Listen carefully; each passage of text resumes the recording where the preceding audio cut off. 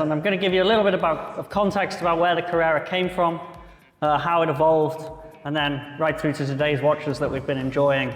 And again, if you haven't tried them on yet, the pink one is quite spectacular, and there's some great new colors, and the glass box is a really interesting way they've done it. But one of the things that's really important about TAG Heuer, or Heuer as it was for most of the company's lifetime, is that they've almost always been a company that makes timing instruments, and by which I mean stopwatches. So the first patent from Heuer was in 1888 for a stopwatch device, and they were, unlike many other watch companies, it's been a consistent theme for their entire history. At that time, they will of course have all been pocket watches, and they will have made them for industrial uses as well as some sports timing. But in 1905, Heuer had their first patent for a dashboard clock, which would have looked something like the one on the left of this image here. Automobiles came about at the end of the 19th century, and pretty much as soon as they were adopted, people started to race them against each other. And to race them, you need to time them. And of course, one of the types of race was going along difficult country roads, which we now know as rally driving. And so the people on board wanted to time themselves as well, and that's where the need for dashboard stopwatches really came from. TAG Heuer, however, had a great business of this throughout the whole of the 20th century. They're a really important supplier of rally timing devices. And I included this picture to show you some of the ones from later in the century, just because you can really see the design influences in a lot of the rest of TAG Heuer's range, even today. So what we're looking at is the one on the left, the one in the middle is the clock. So the crown on the top is just for winding and setting that, but you can see the really legible numbers and the big hands there, and it's an 8-day clock, 8-day power reserve. And on the right we have the stopwatch, which is really interesting because we have big minutes and seconds hands, and an hour is a jump hour at the bottom there. So again, really easy to read as you're driving. And it's great to look at these things to see what design cues we have in the modern range. Now I'm going to fast forward to 1958, which is when Jack Heuer joined the family business. He was the great-grandson of founder Eduard Heuer, and after going to university and doing a couple of other things on a sort of gap year at the time, he joined the business under his father in 1958. And one of the first things he did after joining the business was actually sit down and do what we would all now know as a business analytics project of looking at their sales data. And at that time in the late 50s, the sales data showed that they sold so few time-only watches that they could actually stop selling them. So in the late 50s, TAG Heuer actually stopped selling anything but chronographs. That's how dedicated this company's been to chronographs. These pictures here, there's obviously one of him as a young man on the right, but on the left, he's the guy on the left, and he's standing with two very famous people, if any of you are Formula One history buffs. Does anyone know who the guy in the middle is? Very good. So that's Niki Lauda, who's an incredibly famous driver, and there's amazing stories about his life. And the guy on the right is a guy called Clay Montessori. Yeah, forgotten his exact surname, but he was also a famous Italian F1 driver. Rigazzoni. That's the one, Rigazzoni. Thank you very much. And at this time, as I said, TAG Heuer were famous for their chronographs, but they were a bit more classically styled. So here's one that they sold many of in the 1950s, reference 2447. And what we can see is a 3-register chronograph based on the very famous Valjoux 72 movement that were used in many brands' chronographs because it was such a good movement. But we can see a lot of similar design features, such as the big numerals, the big visible hands, and the round pushers on the side of the case. And I've done a sort of zoomed in photograph there on the left because I want to show you the lugs, the bit that the strap attaches to show you that even at this time, they were using cases with quite angular lugs, which when we come onto the Carrera, you'll see as well. So Jack Heuer realized that the range needed updating in the early 60s, and he put his mind to designing a new watch. And he actually designed 2 new watches. So in 1962, the Autavia was launched. The name comes from the combination of automobile and aviation. And you can see the current range of that downstairs. But today we're talking about the Carrera.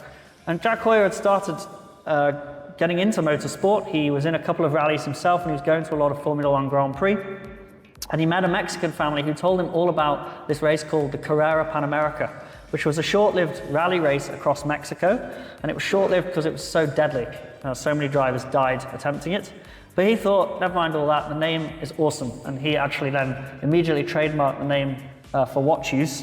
And in 1963, the Heuer Carrera was born. And this is what it looks like. This is the very first series.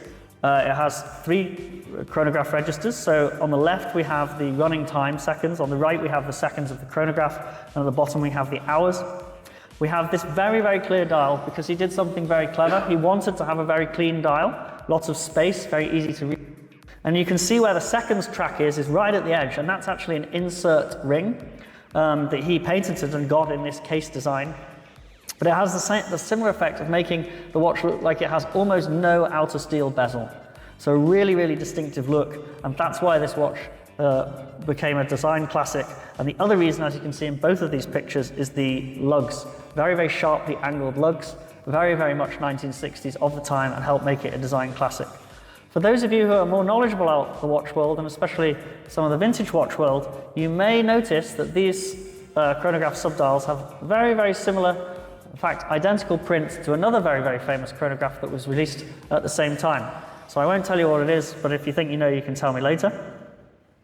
The Carrera was very successful in the 1960s. There were quite a few iterations. One of the chaps who's here tonight actually has a beautiful version of a 1960s 2 register chronograph. So if you haven't seen that already, you could ask to look at it because it's in almost perfect condition. Fantastic watch. So thank you for bringing that along. And in 1969, something very important happened in the world of mechanical watches, and Heuer played a big part of it. And that was the development of the automatic chronograph. So in the 1960s, Heuer bought a company called Leonidas because it was one of their main competitors in stopwatches and chronographs, and it became Heuer Leonidas. And they just started developing an automatic chronograph, so one that winds itself, something we know is most common in most watches today. Unfortunately, they didn't have that much money, so they also had to team up with Breitling. But the 3 companies together managed to develop one. It was launched in the middle of 1969, and they launched with a watch called the Chronomatic, automatic chronograph.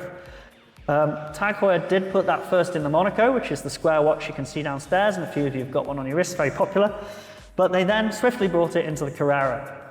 And the great thing about 1970s Carreras is this movement was slightly bigger, so they had to change the case shape. So we immediately got this sort of, all I could ever describe it as a funky 1970s shaped case. Some people call it C-shaped because the way the lugs are make it look like a C. And what we also got from Heuer at that time was a lot of use of color. So you can see, great color on the one on the left, fantastic gold example in the middle, and then a later example from later in the 70s with a off-centered running seconds to show their awesome design. I would also point out with the chronomatic movement, you have the crown on the left, which was also very iconic at the time. And TAG Heuer continued to evolve the Carrera right through the 70s, lots of different versions, and into the 80s. But unfortunately, the struggles of the industry in the 70s came home to roost, and the Carrera watch was ended as part of the range in the mid-1980s. It was resurrected in the mid-1990s, and since then it's been a core part of the TAG Heuer range, and there have been lots of different ones to look at, lots of different styles over the years. But more recently, they've come back to this classic original Carrera-inspired design. And so I picked the 3 of my favorites from the range downstairs. Firstly, I mention the pink one because it is an astonishing pink. And so if you haven't seen it in the metal, you should have a look downstairs. But also, mainly because it does what the original watch did, in that it pushes the minutes track, seconds track all the way to the outside. And for quite a small watch, it's a 36, it makes the dial look much, much bigger. The one in the middle is the so-called glass dome, where they've changed the shape of the glass to be quite a dome shape, which means that they, again, push the edge of the glass out further than they would normally, which means that, again, it's a watch with almost no bezel, so harking back to that original vintage design. And if you look at it in the metal as well, what they've then done with the dial itself has made the dial very 3-dimensional. So it's a very interesting thing they've done with that new watch. That's new for this year.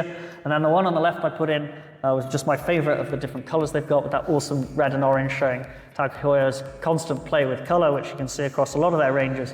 And I'm very pleased to say it's as good looking in the metal today as it is in the picture. So I've enjoyed seeing that today, and you should check it out downstairs. So fortunately for you, that's the end of the talk.